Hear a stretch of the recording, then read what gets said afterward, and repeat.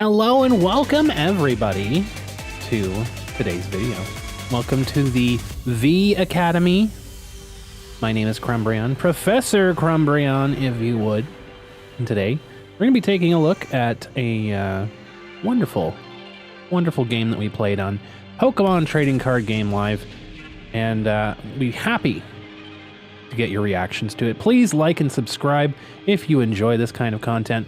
If you want to follow me and watch games in real time, check me out on twitch.tv/Crumbrion. For now, let's go check out the game. Thanks for watching. 3, 2, 1, go! Yeah, I don't know. It was if we had. I think we had Budew in the discard pile, but I don't know if we had Night Stretcher. I guess we had Night Stretch. Might have been better to get. But did we have the bench space after? No, because we filled up the bench to try and draw boss, right? Yeah, that's a problem. Unfortunate then.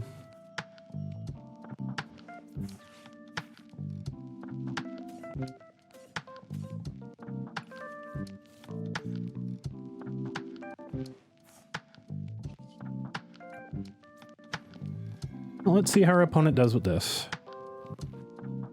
Very, very amazing situation for them, I'm sure.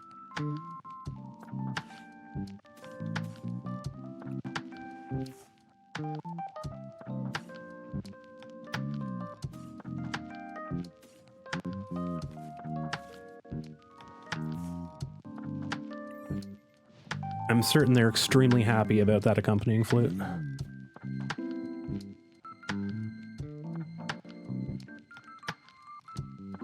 This is so dirty. Being able to Klefki, stop the Miraidon, stop the Squawkabilly, force them to play Fez, and putting you on the bench. That's pretty fucking nasty. Latias doesn't work either. Oh dear, our opponent is having a rough time right now.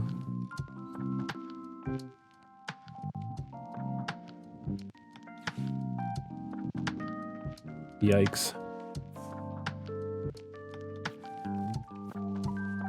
Iron Hands. They have to manually attach because they can't get the Joltik now. I guess they don't play Joltik on this list, but... This is outrageous, but that's... Sure. Got me.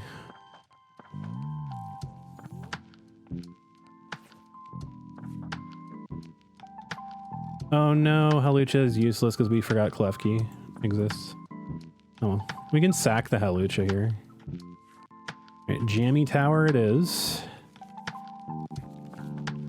That's the only bad thing about running Klefki in this is you can kind of lose the Hawlucha edge. Unfortunately, but we'll get that down. And then we'll just let them sit and spin on this for a moment. They're not in a very happy position. I mean, I could have retreated into Budew because that would stop their generators, but I also don't necessarily care about the first Iron Hands. The research again. A lot of researches. They're gonna generator again here. They really want the 2 prizes. Sorry about your luck, Miraidon. You can't balloon either. Yikes. Oh, they're doing that so they can get that. So, I mean, if we can get Dragapult here, this is going to be a really good turn for us because we get the Neo upper. We can, if we get Clops, we just blow this up and then he's just kind of fucked.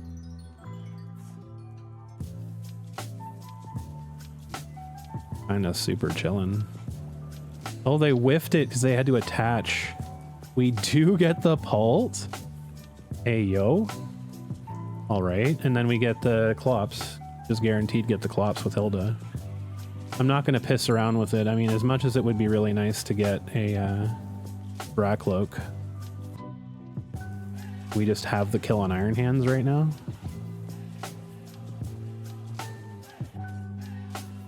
And we start setting up a second. Another. He's going to play some music for us. Did you think it would sound like that? Turn this record over and start all over again.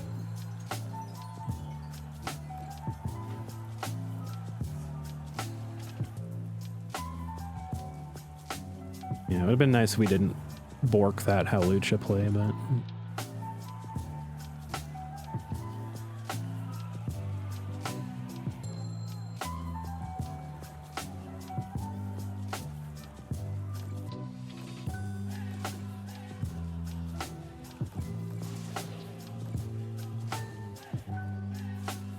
So guarantee they run Clefairy in this deck, like every deck does. Ooh, we have the Ultra Ball for the Dusknoir now too. That's crazy.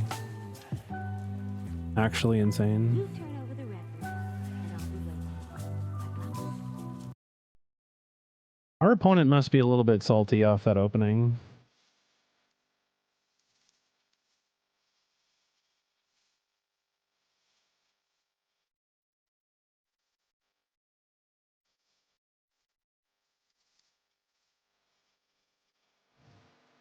Right. I mean, this is fine. Per se. I mean, if they double... Okay, they're gonna boss something, sure.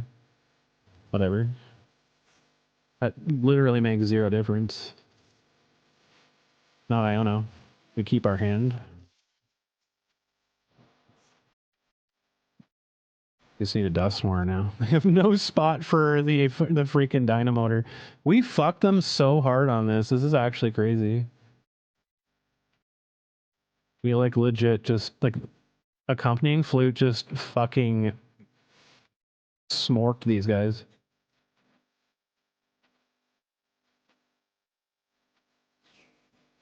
All right, sure. No problem.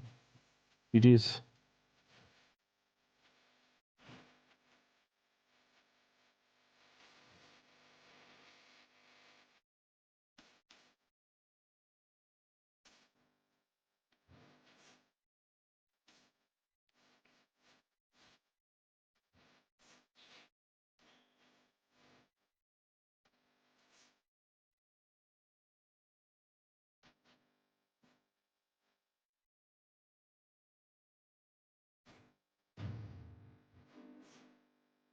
Absolutely smorked.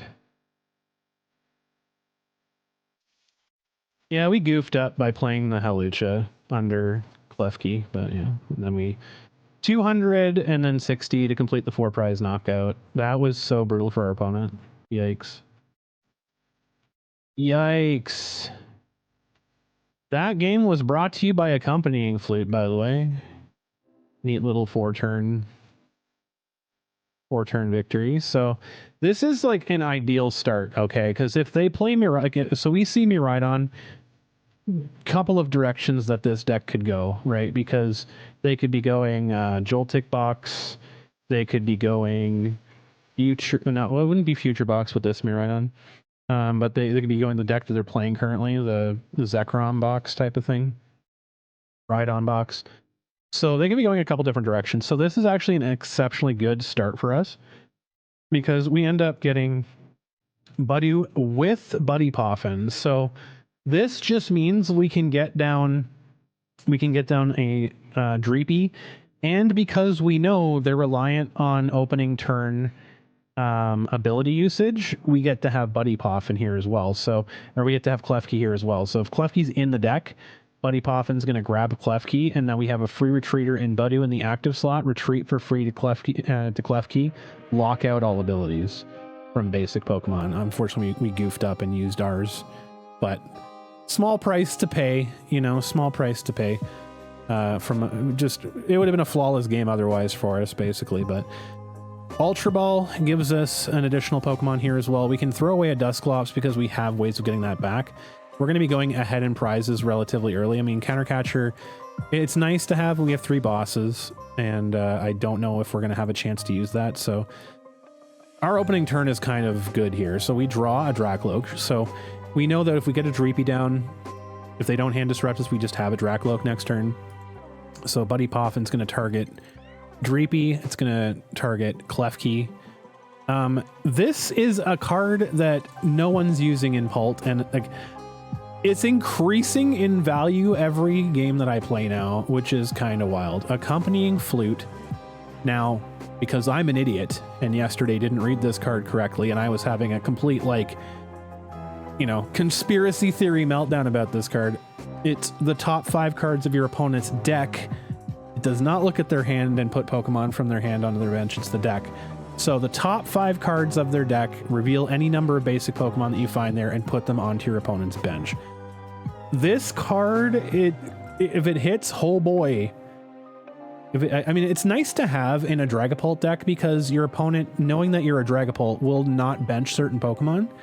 And so having an Accompanying Flute means that you can kind of chance and go in there and grab the Pokemon that they don't want to have.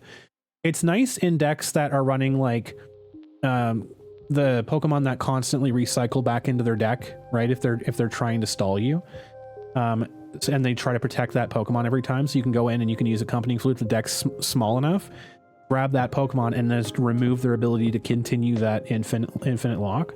That's pretty cool. It also does exactly what it did in this game and hits 3 massive Pokemon. We look at the top 5 cards of their deck. It was a Fezandipiti, a Squawkabilly, and a Mew. That was kind of an insane hit for us, considering we just get Klefki and lock out the Squawkabilly. So Squawkabilly is now just a target. Mew's a very low HP target that ends up losing them the game. And it's nice because, like, as long as we have Klefki out, like, they can't use stuff like Fezandipiti and stuff like that too. So not that we're taking knockouts with Klefki to activate Fez, but it's just nice to have as an option in case we Dusknoir something behind a Klefki. They can't use Fezandipiti. Squawkabilly is useless on the first turn now unless they boss, and then Mew is useless because it can't use Restart. Kind of an insane Accompanying Flute, I'm not gonna lie. Like, that was really crazy. So then we get to Ultra Ball here. We get rid of Dusclops, get rid of Counter Catcher just to get a second Dreepy down. Just in case we lose the first Dreepy. We know that their deck is just a single target attacking deck. It's a straight line deck, so whatever's in front of them, they're not getting anything fancy. So having a second Dreepy means that we can at least have insurance to make sure that we can get to a Dragapult at some point during the match. So all in all, very solid opening turn for us. They're in a very big heap of trouble at this point. I can guarantee you they're not happy at this point. So they draw a card. They immediately put down Latias, which doesn't do anything because Skyliner is also on a basic Pokemon. So again, Klefki is shutting down Latias again here. So we're turning off Latias's ability. They can't use Skyliner to retreat for free. They have to attach energy onto Miraidon for the potential to retreat next turn. So and we filled up their bench. They have 4 Pokemon on their bench that don't do anything. Exactly. We are in full control right now. So they have 4 spots dedicated to Pokemon that cannot do anything except tech, and they are not very good tech right now. So first thing to do is slap down Iron Hands and then the Electric Generator. So they get full value on their first Electric Generator here. They get 2 electric energy onto the Iron Hands. This obviously can't attack this turn unless they get another Electric Generator going and they get it powered up, but they research away. So their last card in hand was Research to get a full hand. And then they put down Bravery Charm. So Iron Hands is now sitting in a hefty 280 HP. Definitely more than we can combo a Clops together for to take this out. We'd need a Dusknoir to take this out. So a little bit of a reach for us, but we do have some interesting things in deck that we can do. So our first blunder of the game didn't turn out to be a very big one, but Hawlucha, Flying Entry, obviously a basic Pokemon shut off by Klefki because Klefki's in the active slot. So that was a mistake. Should have just held on to the Hawlucha. There was no point in playing it. I mean, sorry, there was, because I was researching. So I could have just sacked the Hawlucha into research, but it is what it is. But Recon Directive coming up massive as it always does, delivering us a Jamming Tower. Jamming Tower shutting off that Bravery Charm. So now if we get a Dusclops and if we get a Dragapult, now we just go ahead and take out the Iron Hands. And they're committing a lot of energy to Iron Hands for it to have an attack here. So that's a lot of energy on board just for the Iron Hands. No bench slots available for them to really do much else. They're fully bench locked. They're going to be running on Dino Motor. That's the entire backbone of their deck, is to Dino Motor energies back on after they lose it. Get the Iron Hands set up, take an easy 2/2/2, and then they're on basic Pokemon and they're good to go. We have locked their bench to 4 Pokemon that are useless. The 5th one has to be an Iron Hands, and there's no way around it. Like, they can't even set up a Dynamo to get their Dino Motor going for the following turn. So we have kind of just knuckled their entire deck right now. And so we go ahead and research from a last card in hand scenario. So we get Buddy PAF and we get Neo Upper, which allows us to get that Dragapult attack right away. 2 Ionos and a Turo. Pretty solid turn all around. And then Buddy PAF to replace the Skull. I think, did we have another Skull? That's our second one, or is it our first? I think it might actually be our first Skull. Yeah. That's our first Skull. So we Buddy PAF to get a Skull down, because it's important.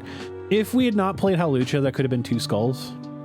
Just the only difference there. Could have been made our lives tiny bit easier, but not completely backbreaking for us. So they draw a card, Electric Generator, for nothing. They whiffed. They whiffed on the Electric Generator. They attach to the Iron Hands on bench. So they've spent, so they have 2 energy on there right now. They have to manually attach for a 3rd, and then they have the retreat. So research is going to throw, so they had the Dynamo in hand. They had the Dynamo in hand. If they had not had been bench locked, they would have been fine. They had the Magnemite in hand. They had everything they needed in hand. Oh boy, to get set up, but they couldn't because we locked their bench with Accompanying Flute. Crazy. So attached to the air balloon, it's not going to do anything because Miraidon is under tool lock right now with Jamming Tower. So Miraidon's going to have to throw away the energy to retreat.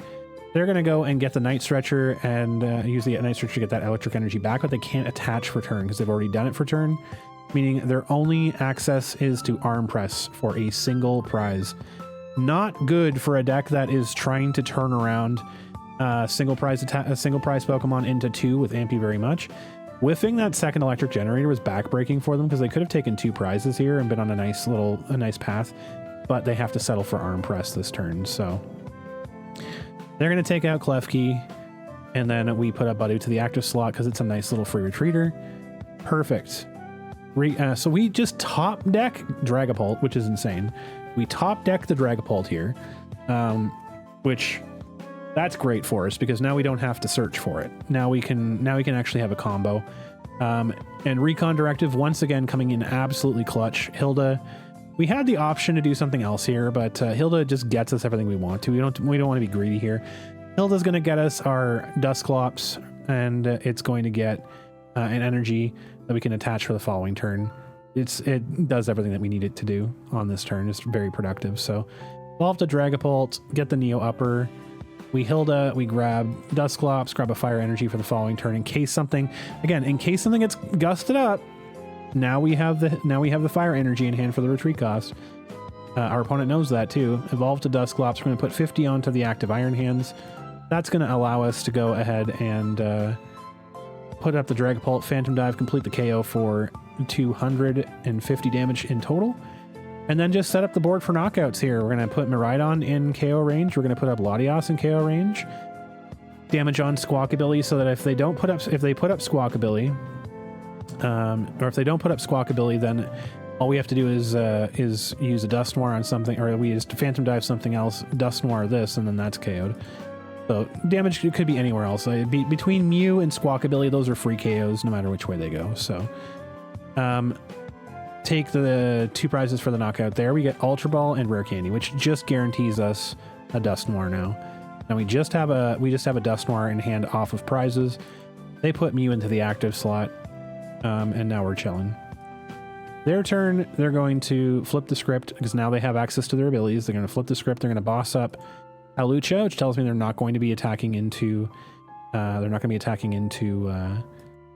Dragapult here. They're going to have to spend some time getting Iron Hands set up because they only have 1 slot on the bench. They used it for Iron Hands. There's no turbo abilities for them to use to get Iron Hands. They have to do it the old-fashioned way. So they're going to try and stall us out by putting Hawlucha. They know we have fire energy in hand. So the boss here, non-hand disruption, we have fire energy in hand from the Hilda. So we have the retreat cost for Hawlucha. Ultra Ball here is going to grab electric. They're showing us that they had it. They had a Dynamo. They had the electric to use the Dynamotor, and they would have had it. They would have had it. They attach the single attach, sad single attach Iron Hands to bench. And then retreat Mew into Squawkabilly. So basically they're saying, you know, well, this one has damage on it, Mew doesn't, so you're going to have to pull off something here. And unfortunately, because they didn't disrupt our hand, we had everything we needed. It didn't matter because we drew fire energy anyways, but we can Ultra Ball, we just grab Dusknoir, Rare Candy, Dusknoir, and we just pop that onto Mew, obviously, because that puts Mew at 50 HP. Then we Phantom Dive the active Squawkabilly, 50 damage onto Mew, complete the 4 prize knockout, and that would be game. They conceded, so. I mean, so far the changes are very oppressive into these kinds of decks. One could argue the second Buddy was good into stuff like Gardevoir, which I'm going to see if there's another card I could take out for a second Buddy, because having the free retreater is nice. Having access to that is nice. But it's a lot of Pokemon. It's a fucking lot of Pokemon. Maybe it's the Maractus we take out, but Maractus can be very useful into Golden Go. Because if Golden Go blows up a Maractus, then Maractus does 60 damage to it, which is just a completed KO with Phantom Dive that they have no control over. So I like keeping Maractus in this list for that tech because it's very, very useful into Golden Go. That being said, really depends, but like I haven't really faced off against a Gardevoir that didn't just.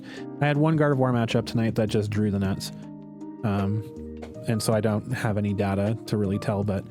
So far, the changes Klefki has been incredibly good, and Accompanying Flute, low-key, seems to be a kind of sleeper tech on Dragapult, I'm not going to lie. It's an H rotation, so it stays with Dragapult. After rotation, like this could become something really huge for taking out Pokemon and taking out resources for people that they don't necessarily want to bench. Could be very good. Also good into Golden Go as well because it shuffles their deck if they try to preserve something with Academy at Night. Not that they run that. They run if they try to preserve something with Cypher Maniacs for a following turn. Academy at Night obviously into things like Slow King and stuff like that. But yeah, Accompanying Flute seems to be a sleeper tech that not really many people have been thinking about in Dragapult, but been coming in massively clutch in this game in particular. Bench locking that hard into a Klefki lock, that's kind of busted. Not gonna lie, kind of busted.